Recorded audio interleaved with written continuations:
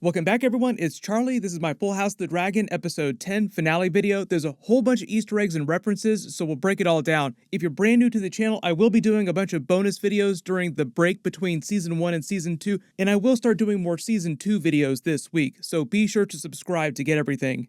Careful for spoilers for the episode if you haven't seen it yet, but we'll start at the beginning, work our way through shot by shot, talking about Easter eggs and WTF moments, starting with the episode title. It was the Black Queen, a reference to Rhaenyra when she crowns herself queen with her father Viserys' crown. Just like they now call the Greens' small council the Green Council, her small council is called the Black Council as well, because now you have the king and the queen operating at the same time during the actual Dance of the Dragons.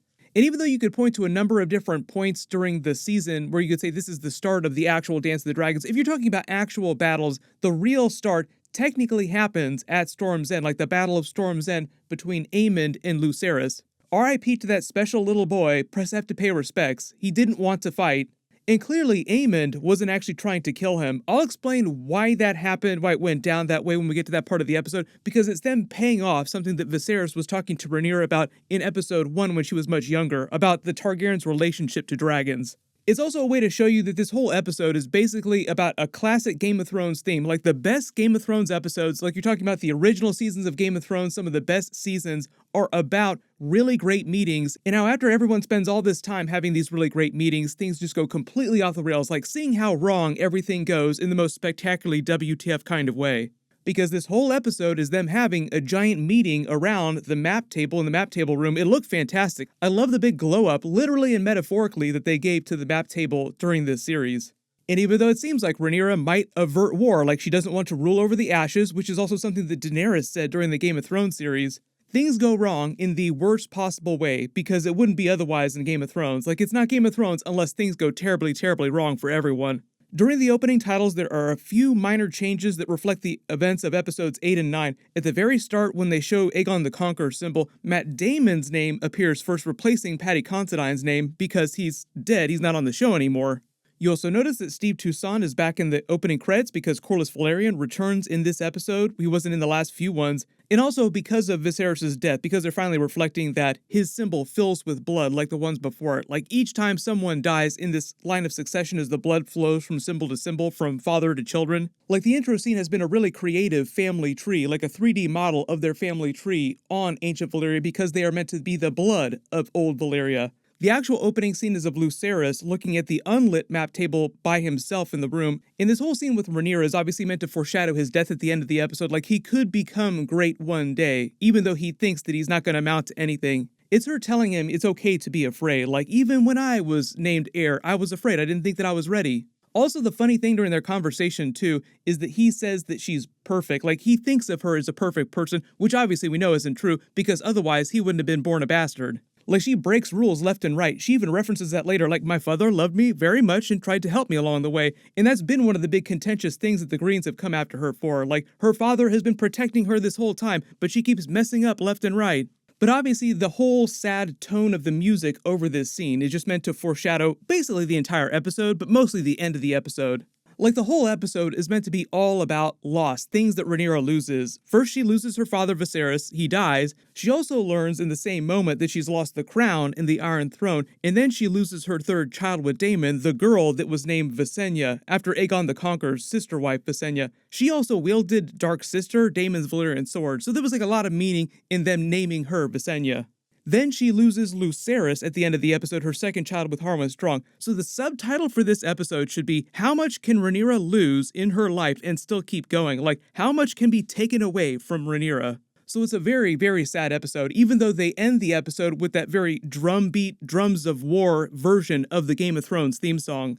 They also start the camera on the map table on the north in Winterfell to foreshadow her conversation with Daemon about Aegon the Conqueror's dragon dream about the Long Night, A Song of Ice and Fire, and Winterfell and the Starks. Really happy to see that they're bringing the Starks back into the story. Cregan Stark, who they mentioned later in the episode, is who Jacaerys is going to treat with eventually at the beginning of Season 2 at some point. His father, Rickon, is the one that swore the oath to Rhaenyra when she was younger. During the Game of Thrones series, they name Rickon after this Rickon.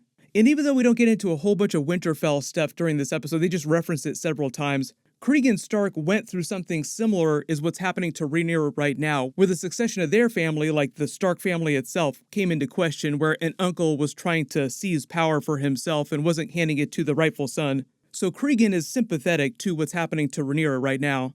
The camera also descends through the middle of the kingdom around the Riverlands, King's Landing, Harrenhal, because as Daemon says, this area is going to be the most critical part of Westeros for them to control in the Dance of the Dragons. We meet one of the other Kingsguard for the first time. This is Laurent Marbrand. He's one of the special ones that's basically been on Rhaenyra duty. Like Alicent has Kristen Cole on her personal security detail, Rhaenyra has versions of that too. He's mostly a decent person. He's honorable, loyal to Rhaenyra, like he swears fealty to her like the other Kingsguard that are on Dragonstone at the time. He doesn't get up to any really shady stuff or anything like that. Like, he's not like Kristen Cole. He's not a terrible person or anything like that.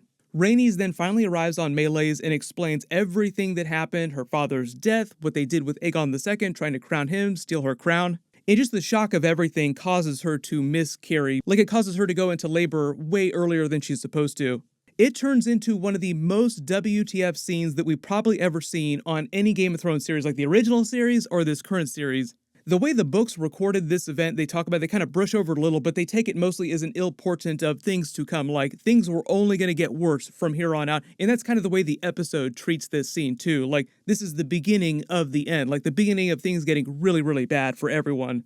Daemon is clearly upset at the loss of their child, but the thing about Daemon in this episode is they really try to make it clear in all of his scenes that he's doing everything he can to push Rhaenyra to declare war. Like, immediately after he finds out what happens, he starts theorizing that the Greens actually poisoned his brother, like he died under mysterious circumstances. They did something.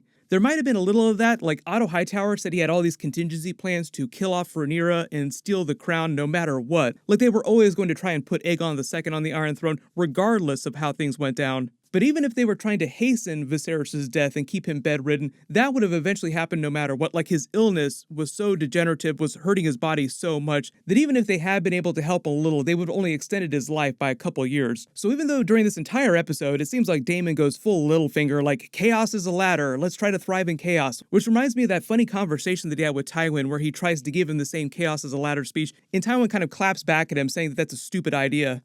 You say that as if you were the first man alive to think it. Yes, a crisis is an opportunity. What other brilliant insights have you brought me today? Despite Daemon doing all that, he's not totally off base, like he's a little bit correct in thinking that the Greens did something shady. And one of the other big ideas that they try to get across in all of Rhaenyra's scenes during this episode, and particularly in episode 9 as well, if it wasn't as clear, in both cases, Alicent and Rhaenyra are trying to be as cautious and measured about what they do next as possible, avert war as much as possible, because, as Rhaenyra says very plainly in the episode, she doesn't want to rule over the ashes.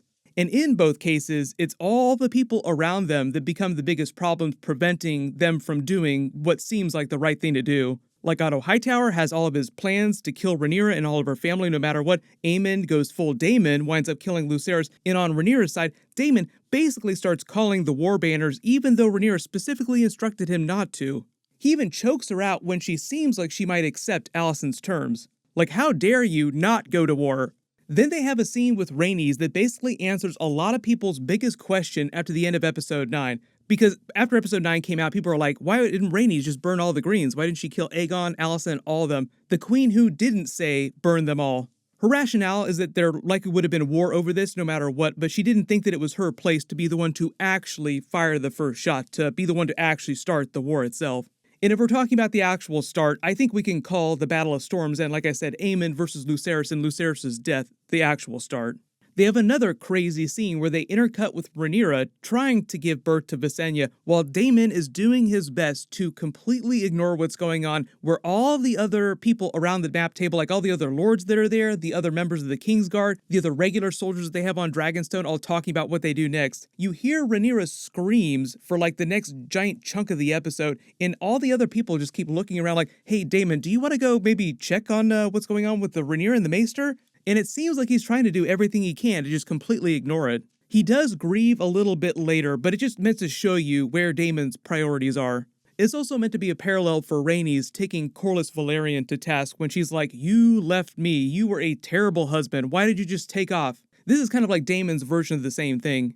Jacaerys and Lucerys' fight practice on the beach is also meant to foreshadow the end of the episode too, where Lucerys very clearly does not like fighting, like he is the opposite of Aemon, doesn't want to have anything to do with this. The Kingsguard who's helping them there is a new character we haven't seen before named Stefan Darkling, but he's one of the 2 Kingsguard that Daemon forces to bend the knee.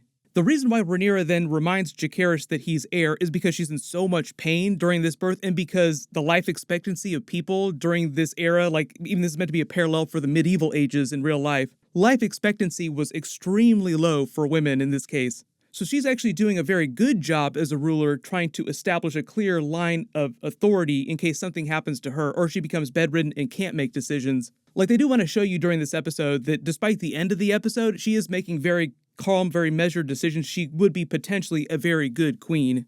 You also notice that the boys don't call Daemon father, they call him Daemon, just to remind you that they still think of Harwin Strong as their real father, because he is. Daemon probably cared for them, but I think in the same way that he cared for Laena Velaryon. Like, he didn't actually love her, he doesn't actually genuinely love them, he just cares for them because he has to. When Daemon mentions House Darklyn, House Massey, and Bar Aman, House Darklyn is where Stefan Darkling comes from, Kingsguard now, one of Rhaenyra's Kingsguard. They control Duskendale, which lies here close to Dragonstone on the coast. House Massey and House Bar Aman also control different points on this edge of the bay. All the houses that they reference are houses around the bay here, so it's them basically gaining control of the entire Narrow Sea and the entire area around the Blackwater Bay, so they cut off all support for the Greens from the east for the most part. That's why Daemon keeps saying that them controlling the Riverlands and Harrenhal in the middle here is so critical, because it's them basically boxing in the Greens on both sides. Most of the trouble that they reference that they're going to get are coming from the Westerlands because they're controlled by House Lannister, which are firmly Team Green, and any of the other houses loyal to them, like they say west of the Golden Tooth, which is also home to a place that's controlled by House Lannister in the gold mines. Most of their supporters that Rhaenyra references, like those houses, are actually towards the north, just because of their common ancestry, and like I said, in the case of the Starks, for instance, they are going through a similar experience to what's happening to Rhaenyra right now, with someone trying to take her throne from her. And even though Daemon tries to jump the gun and do what Rhaenyra told him not to do, send the Ravens out already preemptively and call the banners to war, like find out who their supporters actually are, he tries to fly Caraxes to the Tullys to secure them because they're so critical. Technically, he's not wrong in wanting to do that, because by the time Lucerys makes it to Storm's End, Aemond has already made it there, and the Baratheons were actually really critical for them to have support. Like, time's a-wasting and grab as many supporters in the great houses as you can. You also notice when Daemon is making Stefan Darkling and Laurent Marbrand swear fealty, the structure behind them seems like an old house that hasn't been used in a long time, like maybe someone used it before the time of Aegon's conquest. It's just a way to remind you that Dragonstone is a very big island, and we've only seen parts of it so far. And a lot of people are confused about how Caraxes seems to have this weird telepathic link with Daemon. Like, does he control the dragon telepathically? That's not exactly what's happening. Usually the strength of people's bonds with their dragons is dependent upon the strength of their own will. Daemon is a very strong-willed person, so that's not a big issue for him. But they don't actually have a real telepathic link with the dragons, like he can't give the dragon commands telepathically. When they're close enough, the dragons can pick up on their emotions and just respond to that. They can also see visual cues too, like if the person seems like they're pulling out their sword and getting really pissed off, the dragons pick up on that, like, oh, time to burn something, get ready for them to say Dracarys. There are a lot of scenes like this during the Game of Thrones series with Daenerys and her dragons. Like, if the dragons are close enough, they kind of pick up on her emotions. If something is wrong with her, they get really pissed off. But it's not like Daenerys was calling Drogon to her, like, Drogon, come to me, save me. It was more like her freaking out and Drogon sensing that, like, oh, my mother is freaking out, I need to go help her. This also sets up what happens with Aemond and Lucerys later in the episode, where Vhagar disobeys him and attacks Arrax against his direct wishes, like even when he's yelling at Vhagar, who doesn't listen to him.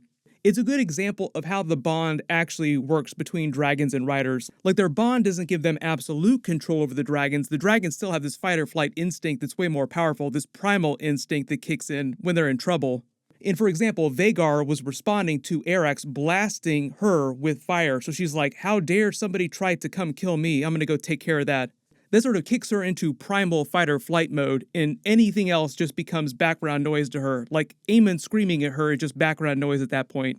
They use it to pay off Viserys' conversation with Rhaenyra when she was younger in front of Balerion the Black Dread's skull, saying that the Targaryens controlling dragons isn't a real thing, like that's a myth.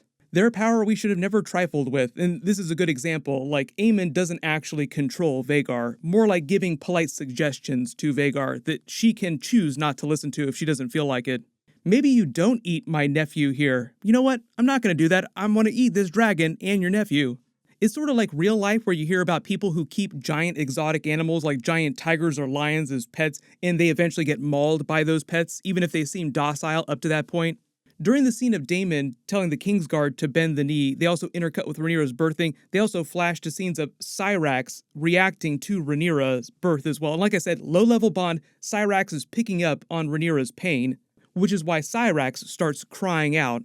When he tells them if they turn on them later, they betray them, they'll die screaming. That's foreshadowing for future seasons, not specifically for these two Kingsguard, but just metaphorically going into the future, because this is Game of Thrones, betrayal is par for the course.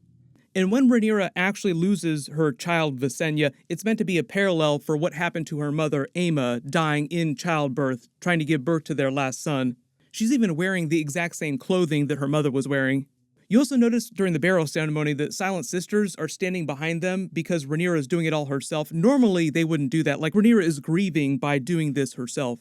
During the actual burial ceremony, when they burn the body, as is the Targaryen custom, I believe they also play the same sad music track that they've used in previous episodes for similar scenes like this. I want to say they used the same music track during her mother's funeral scene. Then Eric, who had escaped from King's Landing earlier, stole her father Viserys' crown so that she could crown herself queen, and the oath that he's reciting is the traditional oath that all Kingsguard take just in general when they become one, or when a new king or queen comes along succeeding the last one. Daemon also placing the crown on her head is a parallel for him putting the crown on his brother's head previously. And while they're crowning her, they play the same theme music from episode 1 at the end where her father had been forcing everyone to bend the knee to her as a child. Then next to war, like time for our real great war planning meeting, they start checking supplies and weapons. We see them dress up the map table as Aegon the Conqueror would have when he was planning the conquest of the Seven Kingdoms. It's meant to be a parallel for that. You also have to admire how they've given this literal and metaphorical glow up to the map table, like it's the same one from the Game of Thrones series, but they've enhanced it in little ways just to make it way cooler looking. Like they use the candlelight to light it up and make it function like an actual map. Daemon then introduces her to the room for the first time using her full title as Queen of the Seven Kingdoms. When he says first of her name, that's because when you ascend the Iron Throne, you become king or queen, you actually get the number designation. So for instance, she and Daemon have a child named Aegon III, Alicent's son is named Aegon II, even Jon Snow would have been named Aegon VI had he sat on the Iron Throne. Otherwise, Jon Snow would have just been called regular old Aegon if he'd grown up in King's Landing and not taken the Iron Throne. When he says Queen of the Andals, the Rhoynar, and the First Men, those are the three major ethnic groups in Westeros. The First Men were literally the first actual humans to occupy Westeros. They came over on the land bridge about 12,000 years ago, about 2,000 years before the First Long Night. The Andals invaded Westeros about 4,000 years ago. They originally came from this northern part of Essos up here. They brought the Faith of the Seven, so that's why there's a High Septon in present day, because of the Andal influence. The people closer to the Andals in their genetic lines exist around the middle of Westeros. The people up in the north, like the Starks, Winterfell, the Arryns, mostly descend from the First Men. And then the Rhoynar are literally Nymeria and her 10,000 ships who invaded Dorne about 700 years ago. So when we talk about Nymeria and the 10,000 ships, she's a Rhoynar princess who first fought and lost a war against the Valyrian Freehold who were expanding into their territory. She took the survivors and sailed them to what became Dorne. That's part of the reason why the Martells in Dorne have always hated the Targaryens, because the Valyrians were the whole reason why they had to leave Essos. All the people in the room here are amongst the houses that they mention are supporting them at the start here.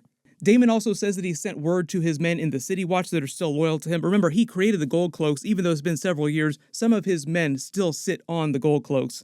When Maester Girardi says that House Celtigar and House Staunton already sworn to them, they're standing in the room here like this is Bartimos Celtigar. They're actually the third house in the realm who comes from ancient Valyria. So later in the episode where they say a mysterious ship flying a green banner with a three-headed dragon on it has appeared, that's a reference to the three bloodlines that come from ancient Valyria that are in Westeros. House Targaryen, House Velaryon, and House Celtigar. But the Celtigars themselves are not dragon riders. Neither are most of the Valyrians. Some of them are, but not all of them. And like I said, all the houses they mentioned that support them initially, like right at the start here, control the northern part of the Blackwater Bay and the southern part, as well as Corlys Velaryon in Driftmark. We find out also now controls the Stepstones, which basically gives them control of the entire Narrow Sea. Massie, Bar Amon, Darklyn are the other lords who form her Black Council, like her version of the Small Council. Basically, everybody around the bay here becomes part of her Small Council. Corlys Velaryon winds up becoming her Hand of the Queen, and Mysaria becomes her Mistress of Whispers. Rhaenyra reminds us that her mother was from House Arryn, so they'll likely support them. Her mother was of Targaryen blood. She and Viserys were first cousins. Her mother was Jaehaerys' youngest daughter. Then really funny Easter egg here that you guys probably noticed with their reactions. When they say they're going to send for help from House Tully, they talk about the Lord of the House. His name is Grover Tully, as in Grover from Sesame Street. His son's name is Kermit Tully, and the son's son, like the grandson, is also named Kermit. So it just seems like George R. R. Martin is a big fan of Jim Henson, as he should be. But now we have Sesame Street and Muppets in Game of Thrones. They mention House Baratheon in Storm's End just to set up the end of the episode with Lucerys and Aemond. And what's happened during the last time jump, the last 6 years, is that Borman Baratheon, the one who actually supported her and bent the knee, has died and his son has become Lord of Storm's End. The reason why she's so sure that they'll support them is because of their common bloodline. Now, she references Rhaenys, but they actually go way back with the Baratheons all the way to Aegon the Conqueror. Lucerys is basically like the cousin of Boros Baratheon because Rhaenys' mother was a Baratheon. She was the sister of Boros' father. But if you remember, House Baratheon actually was created from a bastard from House Targaryen. So Ormond Baratheon, first of his name, was actually the bastard half-brother of Aegon the Conqueror. They were great friends growing up, and after he defeated Argilac Durrandon in the Stormlands during the War of Conquest, Aegon basically gave him the Stormlands, and that created House Baratheon. Robert Baratheon during the main Game of Thrones series is also part Targaryen through his grandmother's side. So he was cousins with Daenerys and Jon Snow, even though he didn't know that. Then when Bartimos Celtigar mentions all their dragons and Daemon starts talking about numbers like, here's how many we control versus the Greens. Currently their side has access to 13 with potentially more in the future to the Greens 4 with potentially the Greens getting more in the future as well too. Remember, everyone inside the actual nuclear royal families are dragon riders, but some of the youngest ones who are just born recently are too young to actually ride dragons, which is why the numbers aren't higher. But the big idea is that Rhaenyra has access to more than 3 times as many dragons as the Greens do, which gives them more power, theoretically.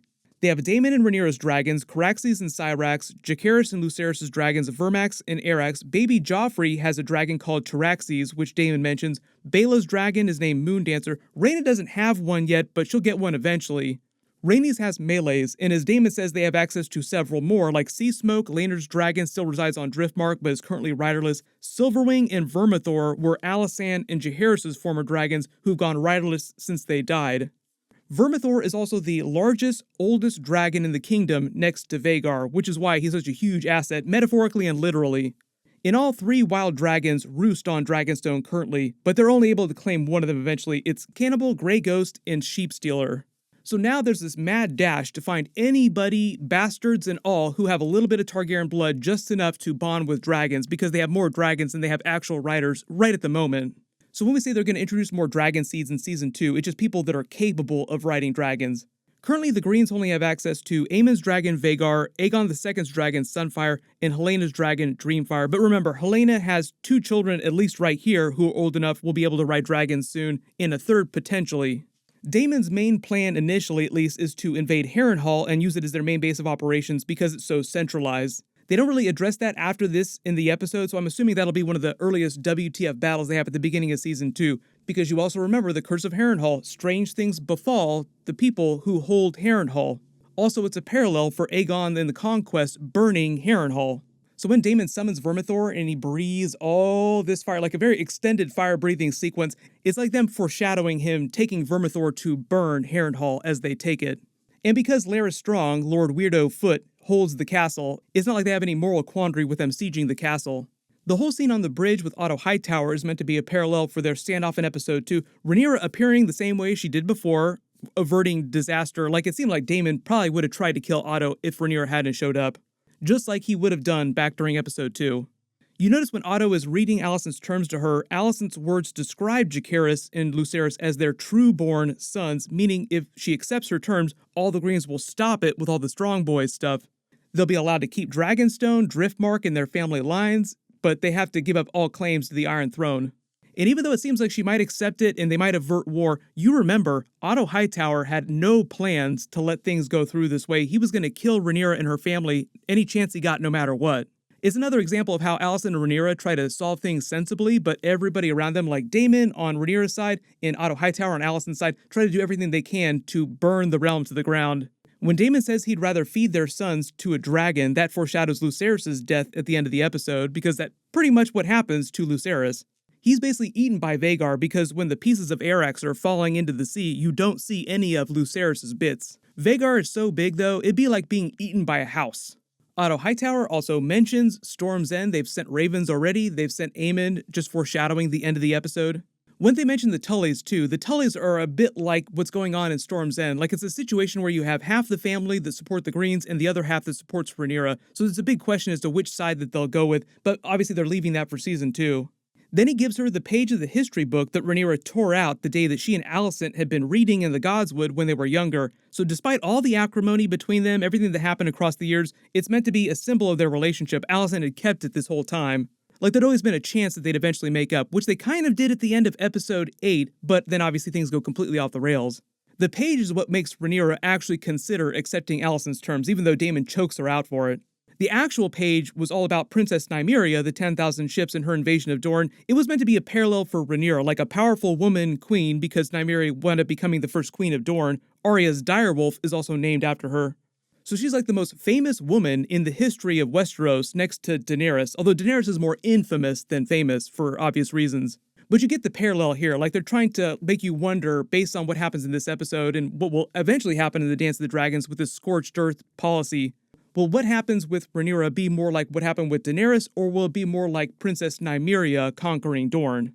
Also, zoom in and enhance on the page here. The actual text of this page about Nymeria talks about her fleet dispersing during the first storm sweeping the coast. You could call that foreshadowing for the storm at Storm's End that Lucerys dies in at the end of the episode with Aemon and Vhagar. And when she says she'll give them her answer tomorrow, had Lucerys not been killed by Aemon, they want you to think that she probably would have accepted the terms.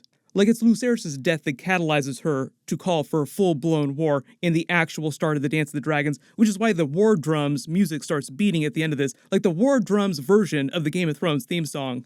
And I'm sure Aemon is going to regret his actions along with all the other terrible stuff most people will do on both sides through the rest of the conflict in future seasons. Like, it's full-on scorched earth. The phrase that she mentioned to Daemon earlier is very important. I don't want to rule over the ashes, and when dragons go to war, everything gets burned.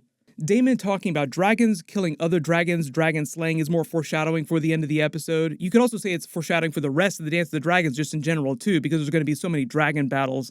And when she talks to him about Aegon's prophecy, you also notice that she's standing near the north of the table, right near the actual wall, the frozen north, the lands of always winter.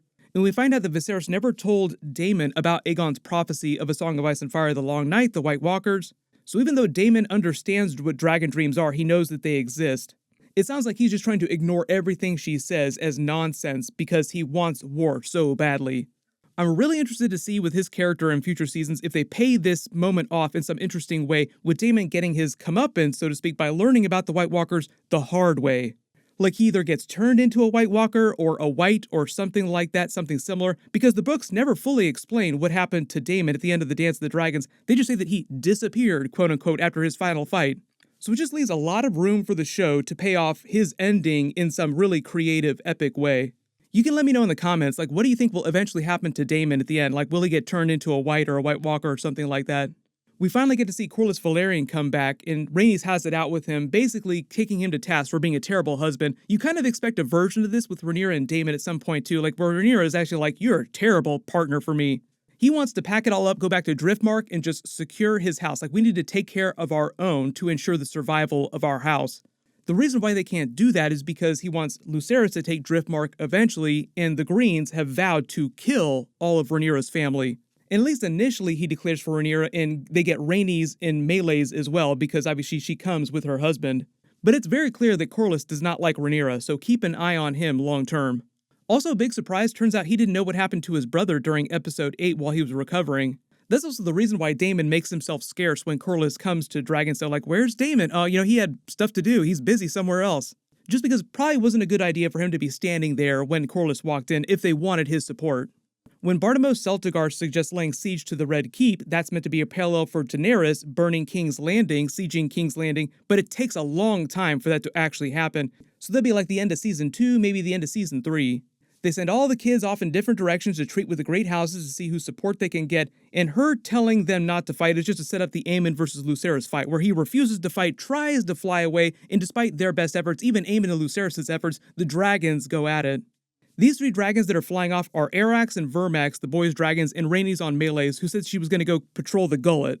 Daemon goes to the Dragon Caves on Dragonstone singing a Valyrian song summoning Vermithor, like I said, biggest oldest dragon next to Vhagar, and the fact that he blows so much fire here, probably just foreshadowing their siege of Harrenhal, using him just like Aegon the Conqueror used Balerion the Black Dread to burn Harrenhal.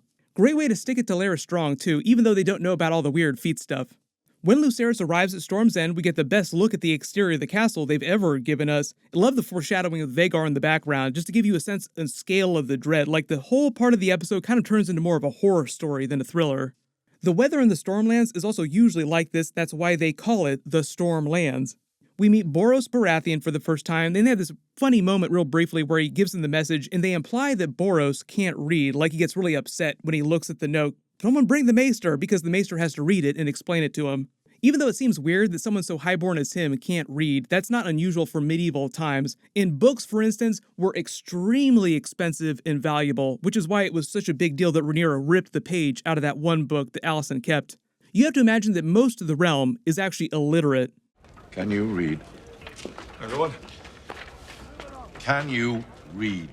Even though he seems really prickly, his major objection to their message is mostly that they don't offer him anything, like a marriage to his daughters or something else. Like he just wants some form of payment from Rhaenyra, some tribute, which the Greens did offer. Even though he doesn't say it, they imply that because Aemond is standing next to one of his daughters here, they pledged Aemond's hand in marriage to one of his daughters. Aemond goes full-on Daemon, chaos is a ladder, and won't let him leave without pushing for a fight, wanting a chance at revenge, an eye for an eye, calling him a strong boy, telling him to take his eye out just like they did back in the past, revealing the sapphire eye that now sits in the place of the one that he lost. This is also right out of the books, like he had a sapphire fake eye. And like I said earlier, I don't think Aemond wanted to kill him, he just wants to see him experience some pain and toy with him in a really sadistic kind of way. Clearly, things got out of hand. That's why I said earlier, they pay off Viserys' earlier comment about them not really being able to control dragons. Because even though Lucerys tries to fly away, like he just tries to get away as fast as possible, it seems like when Arrax attacked Vhagar, that was him going rogue. It wasn't Lucerys telling him to attack Vhagar. Then it triggers Vhagar's fight or flight response, who goes after Arrax, and Lucerys dying is just collateral damage of that. It's just an unfortunate side effect. But now we get to see how Daemon and Rhaenyra are going to respond to that. Like they said, they're going to give the Greens their response on the morrow. Their response is probably going to be something really crazy. Daemon is probably going to go off the chain with his revenge. Their whole chase scene, his death scene, was also great too. So RIP, press F to pay respects. Too bad we'll have to wait till the beginning of Season 2 to actually see them pay off their revenge. But overall, it was a great episode, great finale. I felt like they did a good job of wrapping things up and pushing into Season 2. It felt a lot like the older seasons, the original seasons of Game of Thrones. If you spotted any other big Easter eggs or references in the episode that I didn't talk about in the video or big questions, just write them below in the comments, and I'll do a big top 10 WTF predictions video for Season 2 next. You can click here for that, I'll update the link as soon as I post that, and click here for all my other House of the Dragon videos. Thank you so much for watching, everyone stay safe, and I'll see you guys in the next one.